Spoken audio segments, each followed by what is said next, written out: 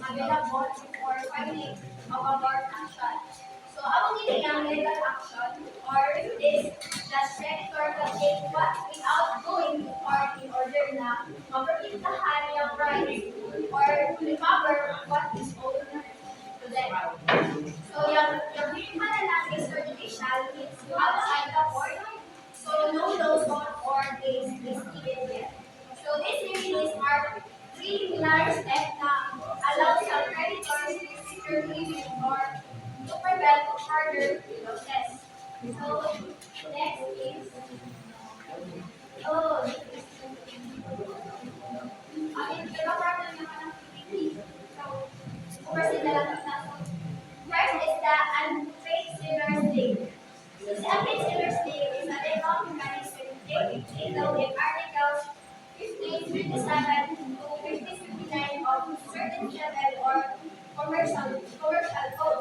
So, it grants the seller the right to take possession of the goods after the buyer has paid for them. So, the name gives the seller a legal right to keep the goods in their possession, means that even though the buyer may have Ito ko nakaalim. delivery or the contract of sale has been Ito ko nakaalim mag-video sila. Ikuan, i-rate or ikuan. our goods ulit kung may nagpapaka-receive. So yung extrajudicial minsan is since it is available before the filing of a court action, unpaid sellers will allow the seller to act immediately without involving the parties initially to secure payment.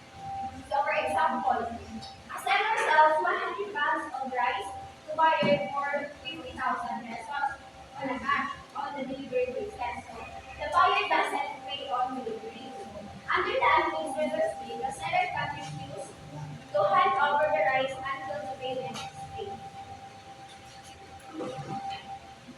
So yung Article 57 to 1559 outline specific condition, right, and procedures na i-apply. So may na provision na ensure na both parties in transaction understand na yung seller's retention ng goods is lawful under specific circumstances where yung buyer has not fulfilled their payment obligations. Next please. Next is the right stoppage in Francisco Article 1532-35.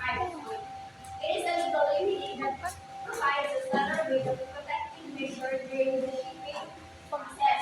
Kaya pag-protect Print na lang the naman. transit. So, Malado kang this mag-print right applies ma'am. when goods are already shipped pero hindi pa delivered sa buyer. So, yung seller, nakalearn niya yung buyer insolvent or hindi pa po makabayad ng kanalang order. So, yung seller is unintervened while the goods are in load. So, the remedy empowers the seller to stop or to reset the goods in transit. This means that the seller can prevent the delivery of the goods to the buyer thereby Sila avoiding sa the risk of losing the goods if the buyer's financial condition prevent payment. So, Mag-rate na. it enables the seller to proactively protect their financial interest by halting or pag-stop the delivery of goods in their credible that if the buyer may not honor to pay Bingo ka ba lang? Ko na lang for ako. example, if the company sells the electronics for like 100,000 pesos to a retailer 30-day credit and ships the goods via for a year. So on the said, the seller is will discuss the retailer is declaring bankruptcy. So the seller uses the right of stoppage in such a low to instruct the courier not to deliver the goods. So this helps the seller avoid losses both the goods and the payment.